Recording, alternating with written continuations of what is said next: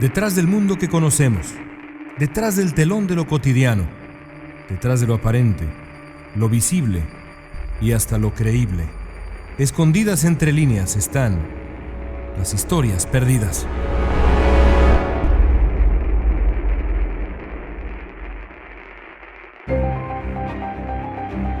La historia de la humanidad es también la historia de sus grandes protagonistas. Hombres y mujeres sin los cuales es imposible entender el rumbo del planeta. Los aciertos y los errores de aquellos que en su momento estuvieron al mando de grandes ejércitos, países poderosos o grandes movimientos espirituales marcaron para siempre la humanidad. En muchos casos, esas decisiones tuvieron eco por siglos o hasta milenios. Mucho tiempo después de que se extinguiera la llama de la vida de aquel protagonista. Pero la historia no solo pertenece a los hombres y mujeres que por sus logros o su liderazgo se ganaron un sitio imborrable en el gran libro de nuestra memoria colectiva. Por desgracia, la historia también pertenece a aquellos que, en un arrebato pasional o como parte de un cruel cálculo político, arrebataron la vida a los grandes líderes de este y otros tiempos. Y es que la historia está llena de magnicidios que cambiaron casi de un momento a otro el rumbo de países o continentes enteros, o incluso de la humanidad misma. La lista es dolorosamente larga. Habría que comenzar con el que fue quizá el asesinato más célebre de la historia, una muerte que cambió de mil maneras a la humanidad. ¿Qué habría sido de la historia, de las grandes religiones, las artes y las sociedades, si en la Judea romana hubiera prevalecido el temple necesario para evitar la muerte de Jesús de Nazaret, asesinado en una lenta y dolorosa crucifixión hace 2000 años? Si Pilatos hubiera demostrado el buen juicio y la templanza que se necesitaban para salvar y quizá liberar a Jesús, ¿qué destino habría tenido el cristianismo? ¿Qué habría sido de sus discípulos y sus enseñanzas? Nunca lo sabremos. Pero algo es un hecho. Sin la decisión homicida de Pilatos y la crueldad de los romanos que crucificaron a Jesús, el destino de aquel hombre extraordinario de Nazaret habría sido otro, simplemente distinto. Y con su vida, la de sus ideas y la del mundo. El asesinato de Jesús podrá ser la ejecución más famosa de la historia. Ninguno tuvo, en casi todos sentidos, mayores consecuencias. Pero no fue ni de lejos el único asesinato en cimbrar su época y las siguientes. Poco menos de un siglo antes de la muerte de Jesús, un homicidio tremendamente violento cambió para siempre la historia de Roma. Ocurrió en el Senado romano, en el corazón de la capital del imperio más importante de la historia de Occidente. Corrían mediados de marzo del año 44 a.C., cuando Julio César, el hombre más notable de la historia gloriosa de Roma, ingresó al recinto. César seguramente pensaba que se dirigía a una sesión común y corriente, donde escucharía alegatos y quejas. Lo que encontró fue más bien una de las conspiraciones más complejas y brutales de aquel y cualquier otro tiempo. De acuerdo con las versiones de la muerte del gran general y emperador romano, un grupo de senadores lo rodeó súbitamente. De pronto, alguien lanzó una puñalada, luego otra, y después muchas más. César trató de huir, pero resbaló en su propia sangre. Recibió un total de 23 puñaladas y murió al poco tiempo. Es difícil saber qué habría cambiado en la historia romana y el resto del mundo si Julio César hubiera sobrevivido. Pero algo es un hecho. La decisión de los conspiradores de emboscar a César, hombre poderoso como Roma no había visto antes, cambió el rumbo de la sociedad romana. En vida, el gran César modificó la historia de Roma al imponer su voluntad desde su enorme capacidad y liderazgo militar. Su muerte trágica tendría también grandes consecuencias. Otros asesinatos han tenido secuelas muy específicas y dramáticas para la historia humana. Eso puede decirse del homicidio de Abraham Lincoln o la muerte de Mahatma Gandhi, el asesinato del primer ministro israelí Yitzhak Rabin a manos de un fanático de extrema derecha en 1995, cambió el rumbo de la lucha por la paz en Medio Oriente. En Chile, el homicidio atroz del presidente Salvador Allende trajo al poder una dictadura militar que duraría décadas.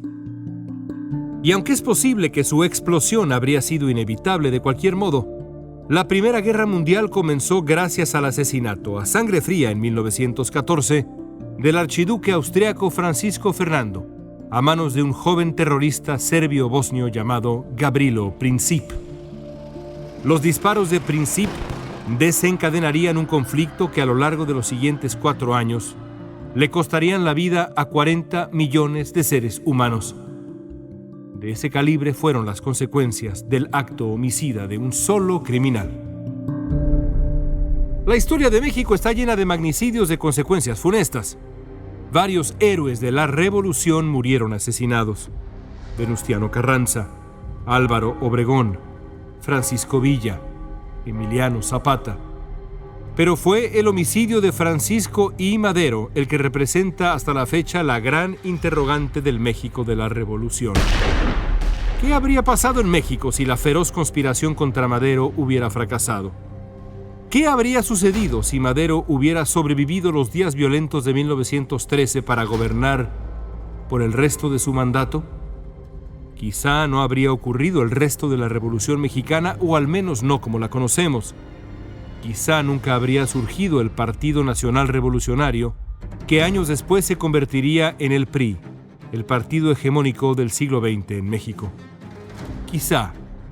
Lo único que sabemos, sin lugar a duda, es que el magnicidio de Madero, demócrata de cepa y hombre de bien, cambió para siempre el rumbo de su patria. Además de sus severas consecuencias, los grandes magnicidios de la historia tienen otra cosa en común. Con muy pocas excepciones, están todos envueltos en el misterio. Aunque en muchas ocasiones el culpable ha sido un individuo, responsable único de jalar del gatillo, activar la bomba o lanzar la puñalada definitiva, los magnicidios generalmente despiertan las más grandes teorías de la conspiración. Y es comprensible. Aunque es perfectamente posible que un solo hombre decida cambiar su vida por la del gran protagonista al que decide matar, suena más probable que una muerte de consecuencias tan grandes sea producto de una detallada planeación, de un proyecto oscuro y más grande. O quizá es solo nuestra obstinación por encontrar titiriteros, personas ocultas donde no hay más que demencia individual. En cualquier caso, algo es innegable. Los grandes asesinatos de la historia humana han dado siempre para hurgar en la tierra de las conjuras. En la historia moderna del mundo, ningún asesinato ha provocado mayor especulación que el ocurrido el 22 de noviembre de 1963, cerca del mediodía, en el corazón de la ciudad de Dallas, en Texas. La víctima fue una de las figuras más emblemáticas de la política estadounidense en la segunda mitad del siglo XX, y la manera como perdió la vida ha dado pie a más de 6 décadas de especulación. Se trata del magnicidio del presidente de Estados Unidos, John Fitzgerald Kennedy. Para finales de 1963, John F. Kennedy había cumplido ya casi 3 años como presidente de Estados Unidos. Kennedy había llegado a la presidencia tras vencer al republicano Richard Nixon en la elección de 1960. Kennedy había ganado con claridad y comenzó su mandato con altos índices de popularidad. Era un hombre muy carismático. Kennedy también tenía la fortuna de estar casado con una mujer también muy popular, Jacqueline Bouvier. Ambos eran además relativamente jóvenes. Al comenzar su gobierno, Kennedy tenía solo 43 años, el segundo presidente más joven de la historia de Estados Unidos. Su esposa tenía apenas 31. Solo Frances Folsom, la esposa de 21 años del presidente Grover Cleveland en el siglo XIX, fue una primera dama de menor edad. Ambos eran muy jóvenes. Para muchos en Estados Unidos, Kennedy, su esposa y sus 2 pequeños hijos representaban una promesa, la gran promesa de la segunda mitad del siglo XX. Muy lejos de los años sombríos de la Gran Depresión o las dos grandes guerras mundiales. No por nada a aquella época se le conoció como Camelot, en referencia al tiempo idílico del rey Arturo. Pero la poca experiencia de Kennedy también implicaría costos. Para presidente no se estudia, y la historia le tenía reservada al joven Kennedy una serie de pruebas de enorme complejidad. Ambas tuvieron que ver con Cuba, la isla a la que había llegado un polémico líder apenas unos meses antes del comienzo del gobierno de Kennedy. Otro hombre muy carismático y joven, Fidel Castro. La primera crisis de la presidencia de Kennedy ocurrió en 1961, cuando el presidente de Estados Unidos autorizó una ambiciosa operación militar para derrocar a Castro. La invasión, protagonizada por alrededor de 1.400 tropas de exiliados cubanos entrenadas por Estados Unidos, debía ingresar a tierra cubana en la llamada Bahía de Cochinos, en la costa sur de la isla. Aprovechando el supuesto factor sorpresa, las fuerzas cubano-estadounidenses avanzarían y reclutarían el supuesto apoyo de los cubanos, que los recibirían, o al menos eso pensaban las autoridades de Estados Unidos, como una suerte de libertadores. Nada de eso ocurrió. La invasión resultó un fiasco histórico. Las fuerzas de Castro se impusieron con facilidad y la operación de Bahía de Cochinos se convirtió en un fracaso sin precedentes para John F. Kennedy. Para bien y para mal, ese error de cálculo lo marcaría para siempre. Apenas un año y medio después del vergonzoso episodio de Bahía de Cochinos, la Casa Blanca de John F. Kennedy enfrentó un desafío más difícil. El 14 de octubre de 1962, un avión estadounidense captó imágenes de la construcción de una instalación de misiles en la isla de Cuba. Los detalles eran aterradores. A menos de 100 millas de la costa de Florida, la Unión Soviética y Cuba preparaban una instalación de lanzamiento de ojivas nucleares. Para Kennedy, la reacción frente a la osadía del líder soviético Nikita Khrushchev requería de un cálculo delicadísimo.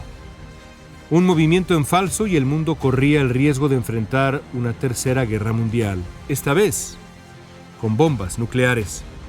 Al descubrimiento de la construcción en Cuba siguieron 13 días que cambiarían al planeta y al propio Kennedy. Kennedy y su gabinete consideraron todas las opciones. Varios de los hombres cercanos a Kennedy le aconsejaron ir a la guerra, buscar la confrontación total con la Unión Soviética, haciendo explotar finalmente la Guerra Fría. Pero Kennedy resistió. Ante la noticia de que buques soviéticos zarpaban con rumbo a Cuba llevando materiales para la polémica instalación militar, Kennedy anunció un bloqueo naval. Y entonces Kennedy y el mundo entero se dispusieron a esperar la reacción de Khrushchev. El futuro del mundo estaba en juego. Para fortuna de todos, el líder soviético dio marcha atrás y ordenó el regreso de los navíos de la discordia. La construcción de los misiles se detuvo al mismo tiempo que Kennedy se comprometió a no invadir la Cuba de Fidel Castro. Kennedy había salido avante, pero su doble confrontación con la Cuba revolucionaria había ya marcado su gobierno y su vida. Para 1963, la popularidad de John F. Kennedy había descendido. Atrás habían quedado los 2 primeros años en los que el electorado seguía embelesado con el joven pero novato presidente. Para noviembre de 1963, Kennedy había comprendido que si quería obtener la reelección en 1964, debía comenzar a hacer campaña, pero sobre todo en estados cruciales para su causa. El más importante de todos era quizá Texas. Fue así como Kennedy, acompañado de su esposa, aterrizó en la ciudad de Dallas, donde el presidente participaría en un evento. En algo impensable ahora, el matrimonio Kennedy planeaba recorrer la distancia entre el aeropuerto y la sede del evento de esa tarde a bordo de un gran auto descapotable, una limusina Lincoln Continental. Junto a los Kennedy viajaban el gobernador de Texas y su esposa. Minutos después de dejar el aeropuerto, el auto de Kennedy entró a la Plaza Dilley, en el centro de la ciudad. Sentado en el asiento trasero del lado derecho, Kennedy saludaba sonriente a la multitud que le daba la bienvenida. El auto pasó por un edificio de varios pisos y grandes ventanas, el depósito de libros escolares de Texas. Allá arriba, en el 6º piso, un hombre apuntaba ya hacia la limusina presidencial. A la derecha del auto, parado en un parque en la plaza, un hombre llamado Abram Zapruder filmaba el momento para la posteridad. Zapruder no podía saber lo que su cámara estaba a punto de capturar. Un disparo de Lee Harvey Oswald alcanzó a Kennedy en el cuello y al gobernador Connally de Texas en la espalda. Las imágenes en la película de Zapruder son estremecedoras. Al sentir el impacto, el presidente de Estados Unidos se inclina hacia adelante. Sentada a su izquierda, la primera dama se acerca sin entender lo que ocurre. Y entonces, apenas segundos después, sucede un acto de violencia como se han visto pocos en la historia de Estados Unidos. El segundo balazo de Oswald golpea a Kennedy en el lado derecho de la cabeza, haciendo explotar el cráneo y exponiendo de inmediato la masa cerebral. Un disparo brutal. En un acto instintivo conmovedor, la señora Kennedy se encarama a la parte trasera de la limusina tratando de recuperar algún fragmento del cráneo de su marido, el presidente de Estados Unidos. No hay salvación. John F. Kennedy había muerto en un episodio de preciso y horrendo terror, hecho mucho peor por la evidencia captada en la breve cinta de Zapruder. Los disparos que robaron la vida de Kennedy de inmediato dieron pie a una investigación para detener al responsable de semejante magnicidio. Lo primero que había que conseguir era la captura del autor material, el hombre o los hombres que habían disparado contra Kennedy en Dallas. En muchas ocasiones, los responsables de estos homicidios atroces son detenidos casi de inmediato. Así ocurrió con José de León Toral cuando mató a Álvaro Obregón en la Ciudad de México, con Gabrilo Principe en 1914 y hasta con Mario Aburto, asesino de Luis Donaldo Colosio en 1994, en Tijuana. Algo parecido ocurrió con Lee Harvey Oswald, el asesino de John F. Kennedy.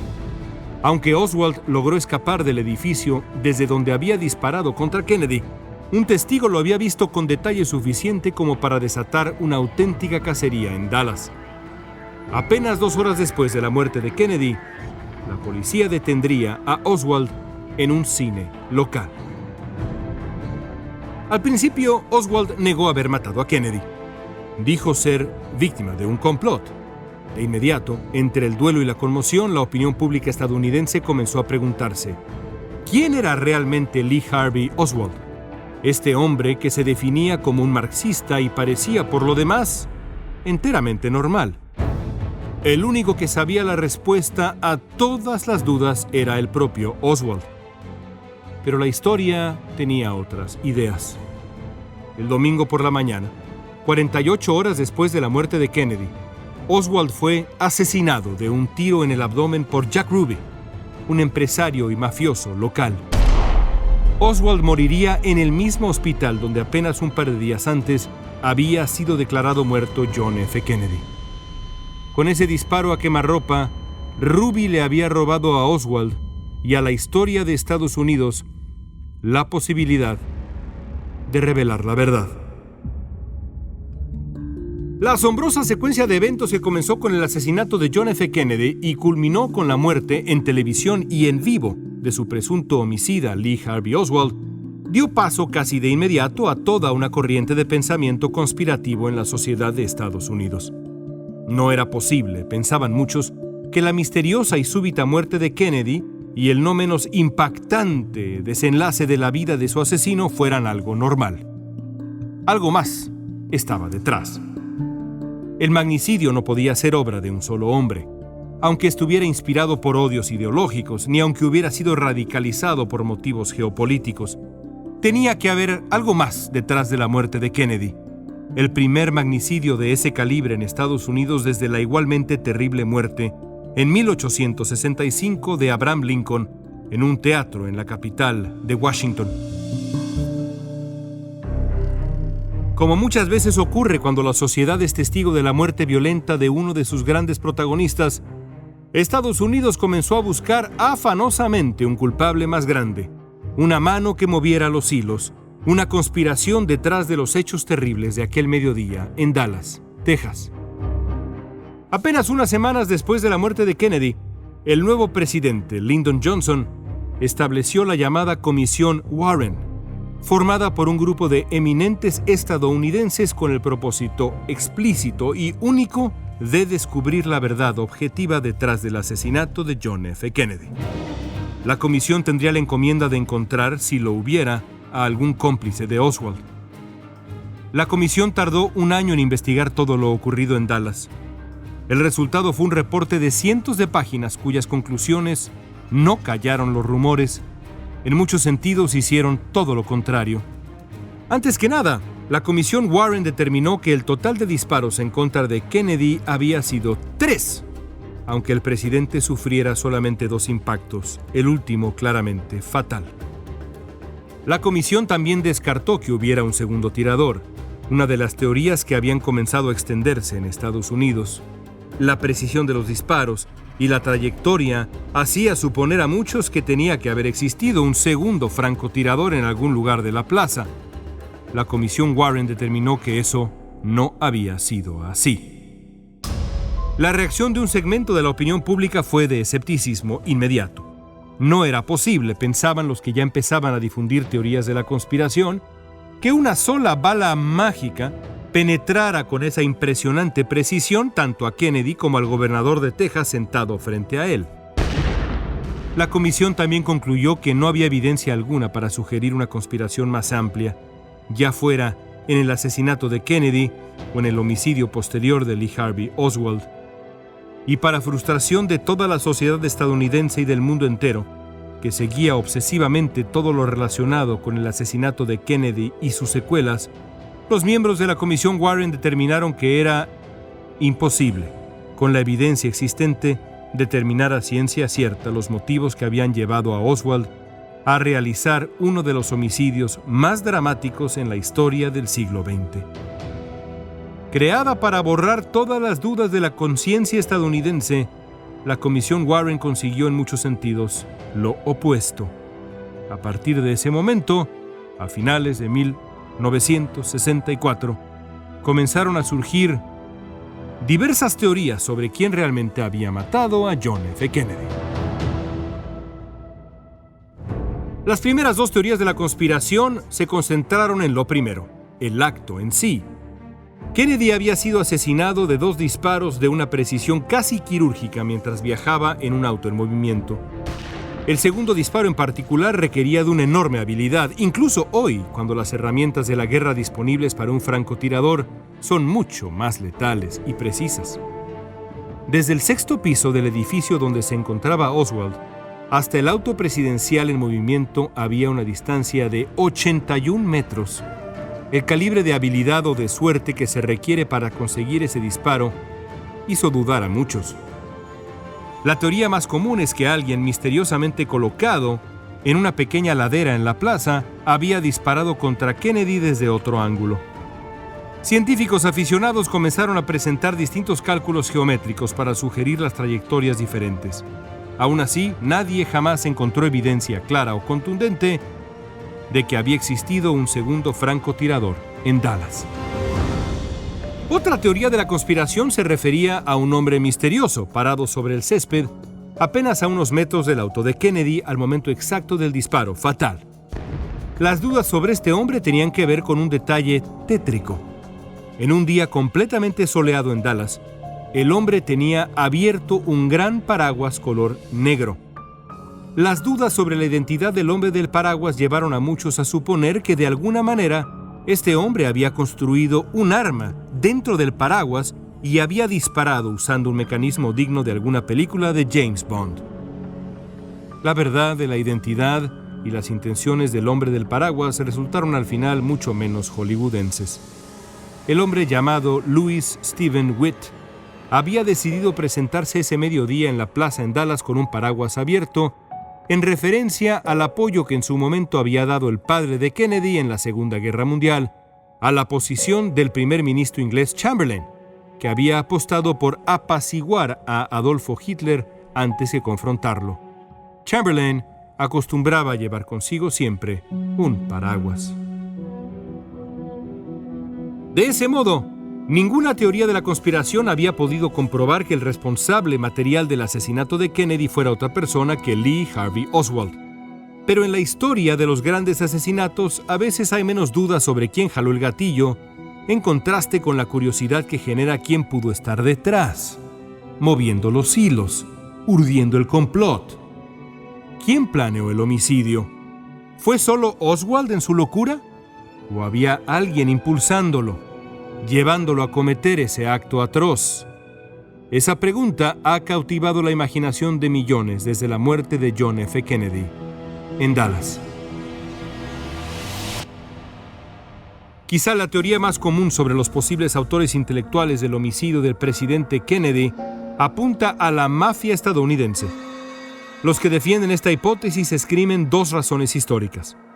La primera tiene que ver con los esfuerzos de Robert F. Kennedy, hermano del presidente y fiscal general de aquel tiempo en Estados Unidos, por contener a las organizaciones criminales del país. El joven Kennedy había comenzado una serie de medidas que afectaban los intereses de la mafia. A eso, dicen los que creen en esta teoría, hay que sumar el fallido intento del presidente Kennedy por derrocar a Fidel Castro. La mafia estadounidense, que había invertido cantidades enormes en los casinos en Cuba, necesitaba afanosamente recuperar el control de la isla. Quizá, se piensa, la mafia decidió cobrarse de la peor manera el fracaso de Kennedy en su intento por acabar con el gobierno de la Revolución Cubana. El hecho de que Lee Harvey Oswald fuera asesinado por Jack Ruby, un mafioso de Dallas, apenas unas horas después del asesinato de Kennedy, no hizo más que fortalecer las sospechas. Aún así, no hay evidencia contundente alguna que permita concluir que el magnicidio de Kennedy fuera obra de las organizaciones criminales de Estados Unidos o de cualquier otro país. Las otras dos grandes teorías de la conspiración de la muerte de Kennedy giran de una manera u otra alrededor del régimen cubano de Fidel Castro.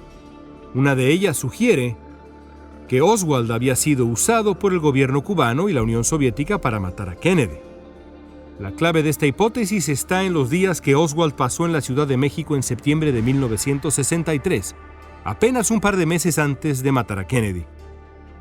Aunque hay alguna evidencia que demuestra que Oswald intentó desesperadamente ponerse en contacto con miembros del cuerpo diplomático de Cuba y de la antigua Unión Soviética, no existe realmente un argumento convincente que demuestre un vínculo lo suficientemente grande como para responsabilizar a La Habana, a Moscú o a cualquier otro gobierno de planear la horrenda muerte de Kennedy. La última gran teoría de la conspiración también se relaciona con Cuba, pero desde el otro lado de la ecuación. De acuerdo con esta versión, un grupo de rabiosos anticastristas, incluidos miembros de la CIA, conspiraron para matar a Kennedy, usando a Oswald, un hombre inestable y peligroso, como peón. Esta teoría pertenece sobre todo a la mente del fiscal general de Nueva Orleans, Jim Garrison. Garrison, que se haría famoso por haber inspirado la película JFK de Oliver Stone, sostenía que Kennedy había sido víctima de un complot para cobrarle su supuesta debilidad frente a la consolidación del régimen comunista de Cuba. Garrison creyó tanto en su hipótesis que incluso llevó a la corte a los protagonistas, sobre todo a Clay Shaw, un empresario de Nueva Orleans que Garrison veía como pieza clave en la conspiración para matar a Kennedy. Pero Garrison nunca logró convencer al jurado. Shaw fue declarado no culpable. ¿Quién mató entonces a John F. Kennedy? Lo más probable es que Lee Harvey Oswald jalara del gatillo. Pero, ¿hubo alguien detrás, planeando el magnicidio que cambiaría el siglo XX estadounidense? ¿Fue solo Oswald? ¿O un grupo de conspiradores que se han esfumado tal vez para siempre? ¿Fue solo Oswald? ¿U otros tiradores convergiendo para robarle la vida al joven presidente de Estados Unidos? Quizá algún día lo sabremos a ciencia cierta. Hasta hoy, sin embargo, el gobierno estadounidense mantiene bajo llave, calificadas como confidenciales, miles de hojas de la investigación del caso. Incluso, el vestido color rosa que llevaba Jacqueline Kennedy está guardado, esperando el paso del tiempo, testigo invisible de un crimen terrible. Tal vez con los años alguien logre descubrir la clave de quién realmente condenó a morir a John Fitzgerald Kennedy, un mediodía soleado en el corazón de la ciudad de Dallas, Texas. Por ahora, como tantos otros asesinatos de grandes líderes, la muerte de Kennedy sigue envuelta en la nube del misterio.